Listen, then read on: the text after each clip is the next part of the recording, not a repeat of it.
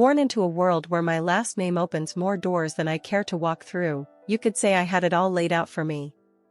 My dad's the big boss of a company you've probably seen tick across the stock exchange screen more times than you've cursed the morning alarm. Yes, that kind of rich. But if you're expecting tales of a golden girl, draped in designer and sipping champagne for breakfast, you've got the wrong story. Me? I've always kept it real, feet firmly on the ground. Money's nice, sure, but it's not everything.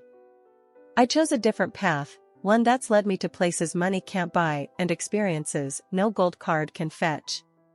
Charity work, helping those in need, and living a life that's, well, ordinary. That's me, Jessica. Not the heiress, just Jessica. So, I was stuck in one of those typical evenings where my friend Sarah decided we all needed to get out more. We ended up at this dive bar downtown, the kind where the beer's cheap and the lights are dim enough to hide your regrets. Sarah was all hyped up, going on about some guy she met online. "You've gotta meet him, Jess.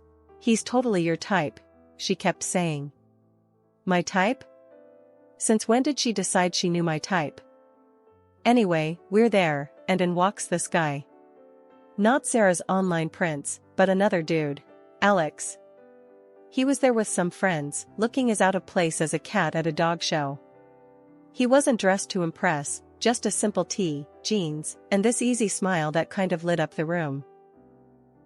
We got to talking, and it was easy. Like, really easy. He worked some manager job at a place I'd never heard of, nothing fancy, but he talked about it with this passion that was kinda infectious. "You really dig your job, huh?" I remember asking, sipping on my third beer. "Absolutely," Alex shot back, leaning in. "Every day's a challenge. But hey, I'm not here to bore you with work talk. What about you?" Sarah mentioned charity work. I shrugged, trying to downplay it. "Yes, a bit of this and that. Just trying to do my bit, you know?" "That's cool. Really cool," he said, and I could tell he meant it. Not in a trying to impress you sort of way, but genuinely. The night rolled on, our group mingling, but Alex and I kind of stuck together, chatting about everything and nothing. It was refreshing, talking to someone who wasn't trying to sell me on some investment or brag about their latest acquisition. As the night was winding down, Alex got this look in his eye, like he was working up to something. "Hey, Jessica, I know this is kind of forward, but would you want to grab dinner with me sometime? Just us?" I remember feeling this mix of surprise and excitement. "Sure," I said, trying to sound cool about it. "I'd like that."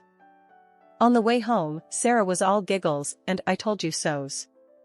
I just smiled, thinking about the evening. Alex was a breath of fresh air in my often too stale world. Little did I know how much things were about to change. It wasn't long before going out turned into hanging out at each other's places, which, let's be real, mostly meant my cozy apartment because Alex's roommates were a circus and a half. One evening, sprawled on the couch after devouring what might be the world's most average takeout pizza, Alex turned to me, his eyes serious, but his tone light. "Jessica, how do you feel about making this a more permanent arrangement?" he asked, crumbs still clinging to the corner of his mouth. I raised an eyebrow. "You proposing we split a Netflix account or something more along the lines of a lease?" He chuckled, brushing off the crumbs. "Well, I was thinking more like a life together. But hey, we can start with Netflix." The simplicity of it, the straightforwardness, no grand gestures or dramatic backdrops, just us, in our element. It felt right. "Alex, if you're asking what I think you're asking. Yes. 1,000 times, yes." And just like that, with the aroma of cheap pizza as our witness, we decided to tie the knot. It was swift, sure, but when you know, you know. Telling our families was the next hurdle. My folks, well, they've always been about the "as long as you're happy" mantra, but this was putting it to the test. Dad, with his business empire, and Mom, the socialite, they had visions of me settling down with someone more in our circle. I broke the news over dinner, the fancy kind, where you're not sure which fork to use for the salad. "Mom, Dad, I'm getting married to Alex," I said, the words tumbling out in a rush. Dad paused, fork midair. "Alex? The manager chap? Well, that's quick." Mom simply smiled, a bit too tightly. "Dear, are you sure? This is rather sudden, isn't it?" But I was firm. "Yes, I'm sure. He's amazing, and we're really happy together." Their skepticism was palpable, but so was their love. "Well, if he makes you happy, darling," Mom conceded, and Dad nodded in agreement. Alex's folks were a whole different ball game. We went over to their place, a cozy little house that seemed always to smell like fresh cookies, or something equally comforting. Judy and Martin, they were as down-to-earth as they come, and they welcomed me like I'd always been a part of the family. "Alex tells us you're setting a date?" Martin asked, passing me a plate of those infamous cookies. "Yes, we're thinking sooner rather than later. Small ceremony, nothing fancy," I replied, trying to gauge their reaction. Judy beamed. "Oh, sweetheart, that's wonderful. We're just thrilled for you both." Their warmth was enveloping, a stark contrast to the cautious optimism of my own parents. It was clear, right from the get-go, that our worlds were different, but the common ground was the genuine happiness for me and Alex. Planning the wedding, we were on the same page: keep it simple, keep it us. A small ceremony, close friends and family, and an open bar because, as Alex put it, if we're doing this, we're making sure everyone's having a good time. And that's how it went down. A swift engagement, not because we were rushing, but because everything just clicked into place. Amid the whirlwind, there were quiet moments, looks shared between us that said, "We're doing the right thing." And we really were. Living with Alex started off as everything I'd hoped for and more. We were like two peas in a pod, making our little corner of the world in that cozy, modern apartment I had rented. It was ours, filled with love, laughter, and a ton of takeout containers, because, let's face it, neither of us were winning any awards in the kitchen. It wasn't long before I started noticing how Alex's parents, Judy and Martin, had this way of dropping hints about things they liked or needed whenever they came over. At first, it was subtle, almost cute. "Oh, Jessica, that's a lovely coffee maker. Must make mornings a breeze," Judy would say, eyeing our shiny new appliance with a gleam in her eye. Or Martin, "This sofa is just divine. Our old one's been giving me a right pain in the back, you know." Wanting to be the good daughter-in-law, I'd surprise them with gifts here and there. A coffee maker for Judy, a comfortable new sofa for their living room, and so on. Their initial reactions were always the same, a mix of surprise and a little bit of guilt. "Oh, Jessica, you shouldn't have. This is too much," Judy would exclaim, her hands fluttering to her chest. "But, you know, humans are funny creatures. Give them an inch, and they'll take a mile." Those initial protests faded away, replaced by a growing list of subtle hints that were about as subtle as a brick through a window. "Dinner at your folks' place was lovely, dear. Did you see that new TV they have? Crystal clear. Ours is practically ancient." Alex would relay his parents' latest comments, oblivious to the change in their tone. One evening, after I'd just dropped a not-so-small fortune on a fancy new TV for them, Alex and I were curled up on the couch, my head resting in his lap. "They really loved the TV, babe. You're amazing, you know that," he said, his fingers running through my hair. I sighed, the weight of their expectations starting to press down on me. "Alex, do they expect us to keep doing this? It's getting a bit much, don't you think?" He paused, his hand stopping mid-stroke. "What do you mean? They're just happy, that's all." "Happy or taking advantage?" I pushed back, sitting up to look at him. "It feels like we're their personal shopping service." Alex was taken aback, his brow furrowing. "They're not like that, Jess. They're just not used to nice things, that's all." "But where does it end, Alex?"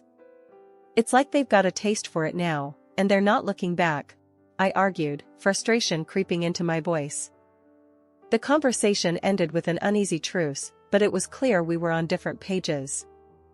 Judy and Martin's gratitude had morphed into entitlement, and it was putting a strain on us, on me. I loved Alex, but I wasn't about to become a bottomless ATM for his parents. When my dad's company hit the skids, it felt like the rug was yanked out from under my feet. That cushy life? Poof, gone. And with it, the whole dynamic of my relationship took a nosedive. The shift wasn't gradual, it was like flipping a switch from daylight to darkness. I had to break the news to Alex and his folks, and let me tell you, that was a conversation I'd been dreading. Listen up, things are gonna get tight. Dad's company's tanking, and well, we're in for a rough ride, I said, trying to keep my voice steady, but the tremor was there, betraying my nerves. Alex's reaction was a gut punch. You're kidding me, right? What do you mean things are gonna get tight? You're telling me we can't live like we used to because of your dad's mess? His words were like ice, and for a second, I wished the floor would swallow me whole. Judy and Martin's faces were no better, their disappointment barely masked. This is quite the situation you put us in, Jessica, Martin added, his tone dripping with reproach. And just like that, the warmth and camaraderie we once shared evaporated, replaced by this cold expectation that somehow, I was to blame for my family's financial downturn. Moving in with them was hell dressed up as a temporary solution. Our once independent life got swapped for a guest room that felt more like a cell in the house of the two people who clearly saw us as a nuisance. The atmosphere was charged with tension, every day a reminder that I'd somehow failed them. We're cutting back on everything because of this, Judy would remind me, her voice sharp, as she served dinner that was a far cry from the lavish meals we used to enjoy. And Martin, always with a comment on saving costs. Make sure those lights are off. We're not running a charity here. But Alex, he was the hardest to bear. The man I married seemed to have vanished, replaced by someone who saw me as a letdown. Can't you do something? Talk to your dad? It's like you don't even care we're living like this. He'd snap, anger flaring over the smallest things. Our conversations, once easy and filled with future plans, now were minefields.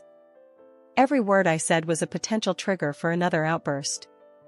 I thought marrying you meant security, not this struggle, he'd throw at me during arguments, his words slicing through me.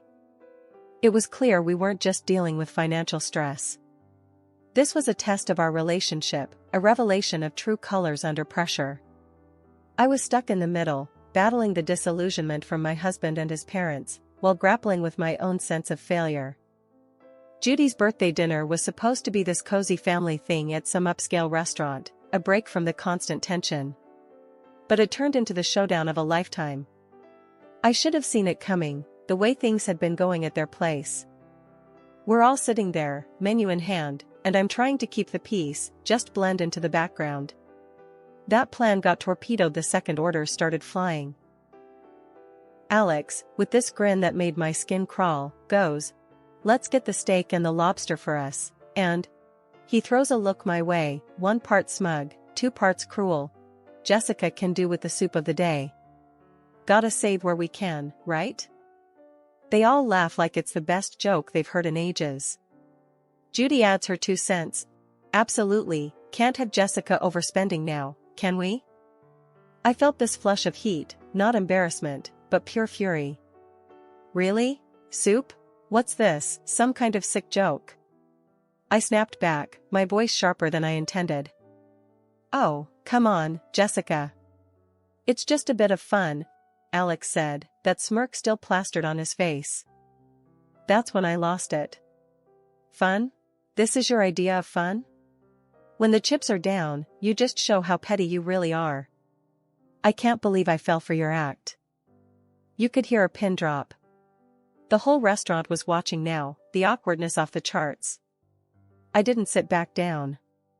Keep your fancy dishes and your pathetic jokes. I'm out, I said, standing up so fast my chair nearly toppled over. The noise echoed, turning more heads our way. Alex reached out, trying to play the peacemaker. Jessica, don't. Let's not make this a scene. A scene? You think I care about making a scene after that stunt? This is about respect, something you clearly have none of. I yanked my arm free and made for the exit, the weight of their stares on my back. Stepping out into the night felt like breaking out of prison. My phone was blowing up, Alex no doubt, trying to do damage control. I ignored it, my mind made up. I drove back to their place, a storm of emotions brewing inside. How had things gone so sour? Alex and I were a team, or so I thought. But that dinner? It was a slap in the face, a wake-up call I couldn't ignore. Back at the house, I packed my bags in record time, each folded shirt a reminder of the life I was leaving behind. It wasn't just about leaving a place, it was about leaving a relationship that had shown its true colors. I turned off my phone, cutting off the barrage of messages. The silence was eerie, but welcome. That night wasn't just the end of a disastrous dinner, it was the close of a chapter one had no interest in revisiting. After the disaster that was Judy's birthday dinner, I found myself driving to my parents' house. The night was quiet, a stark contrast to the storm raging inside me. By the time I pulled up to their driveway, my decision was made. I needed sanctuary, yes, but more than that, I needed advice, something only my dad could offer. Walking into the house, the familiarity of it all was both comforting and jarring. Mom was asleep, but Dad was up, sitting in his study, surrounded by papers that seemed less important the moment I stepped in. "Jessica? What are you doing here at this hour? Is everything okay?" He stood up, concern etching his face. I took a deep breath, the events of the evening pouring out of me in a flood. I told him about the dinner, about Alex and his parents, and how I felt like I'd been reduced to nothing but a source of income for them. Dad listened in silence, his expression hardening with every word. When I finished, he sighed, a sound that carried years of experience and a hint of sorrow. "Jessica, I saw this coming. I just hoped I was wrong," he finally said, his voice steady but filled with empathy. "How could I have been so blind, Dad?" "I thought Alex. I thought we were different," I said, feeling the weight of my naivety. He walked over, putting an arm around my shoulders. "You wanted to see the best in him, in them. There's no fault in that. But people show their true colors in tough times. It's a hard lesson, but an important one." I nodded, the reality of his words sinking in. "But what do I do now? I can't go back there." "You'll stay here, for starters. As for the rest, we'll figure it out together," he assured me, his confidence a balm to my frayed nerves. Then, he shared something that took me by surprise. "You know, the company's situation isn't as dire as it seems. We're actually on the verge of a breakthrough." It was a strategic move, a way to weed out the opportunists. I stared at him, stunned. "So, you mean to say we're not broke?" He chuckled, a sound that was part relief, part amusement. "Far from it. But it was important to see who would stick around when the chips were down. Unfortunately, Alex and his family showed their true selves. The revelation was a lot to process. My anger towards Alex and his parents was now mixed with a sense of vindication. They had revealed their true motives, and in doing so, had freed me from a future of manipulation and deceit. "Dad, I don't know whether to be relieved or furious," I admitted, the emotions battling inside me. "Be both. It's okay. But remember, this experience has taught you something invaluable about people and their intentions. Use it, learn from it," he advised, his words grounding me. Walking up to Judy and Martin's house the next day felt like heading into the lion's den. I was ready for a showdown, but nothing could have prepared me for the cold reception I got. Alex was standing there, divorce papers in hand, with a look that could only be described as triumphant disdain. "Here you go. Let's get this over with," he said, practically shoving the papers at me. His parents were hovering behind, barely containing their glee. Finally getting rid of the freeloader, Judy snickered, and Martin nodded in agreement, a smug smile plastered across his face. Alex joined in. "Yes, turns out you're just an ordinary dummy without your daddy's money. Thought you'd cry, but guess what? We don't need a tearful mess around here." Their words stung, but not in the way they expected. I felt a bizarre mix of anger and liberation. I looked at the papers, then at them, and without a word, signed where I needed to. As I did, their smiles widened, thinking they'd won. But I had the last laugh. Pulling out a newspaper from my bag, I slapped it down on the table with more force than necessary. "Thought you might find this interesting," I said, my voice dripping with unrestrained satisfaction. The headline screamed about my dad's company making a monumental comeback, profits soaring higher than ever. Watching their faces drain of color was a sight I'd pay to see again. Judy and Martin's smugness vanished, replaced by shock, then desperation. Alex's arrogance crumbled, leaving him looking like a child who'd just lost his favorite toy. Judy suddenly switched gears, stepping towards me with arms wide open. "Oh, my sweet girl, it's all a big misunderstanding. Let's hug it out." Martin, ever the opportunist, chimed in. "Let's not rush things. Sit down, have a coffee, and we can talk this through." And Alex, oh, Alex, he was the picture of regret. "I was wrong, okay? We can fix this. I want to make everything right. Please." Their sudden change of heart was almost comical. Almost. I couldn't help but laugh, a deep, hearty sound that felt cleansing. "You three are something else, you know that? But here's a newsflash for you, I'm done. Done with the lies, the manipulation, and the so-called family that only values me for my bank account." I turned to leave, their protests and pleas fading into the background. They called after me, a mix of desperation and disbelief in their voices, but I didn't look back. Not this time. After the spectacle at Judy and Martin's house, I was done. Not just with them, but with the whole sorry saga that had become my life. I needed a fresh start, a clean slate. So, I took some time, holed up at my folks' place, getting my head and heart back in the game. One afternoon, a couple of weeks after the divorce was finalized, I was out for coffee with Sarah, my ever-supportive friend who had been there through it all.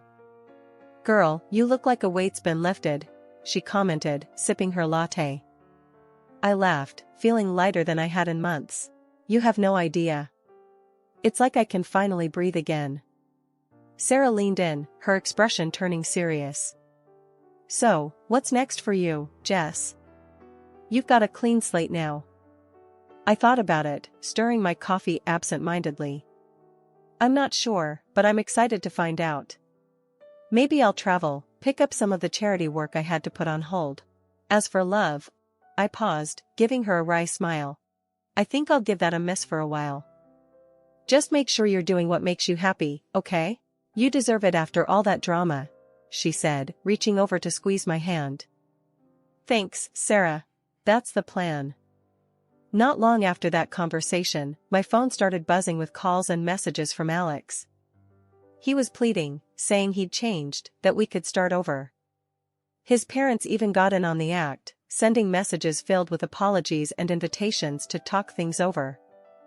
Sitting in my room, phone in hand, I couldn't help but laugh. The sheer audacity was almost admirable. Almost.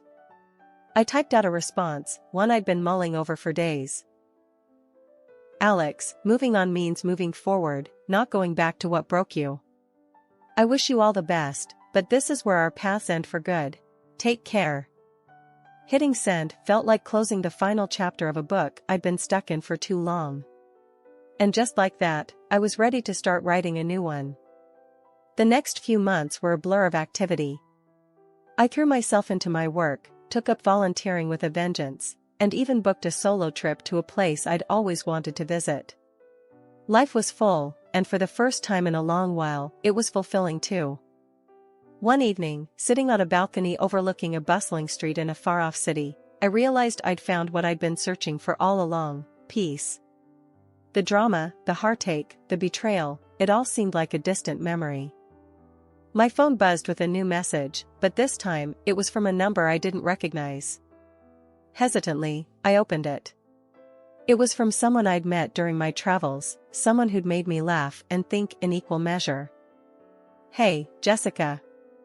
How about dinner when you're back? No expectations, just food and good company."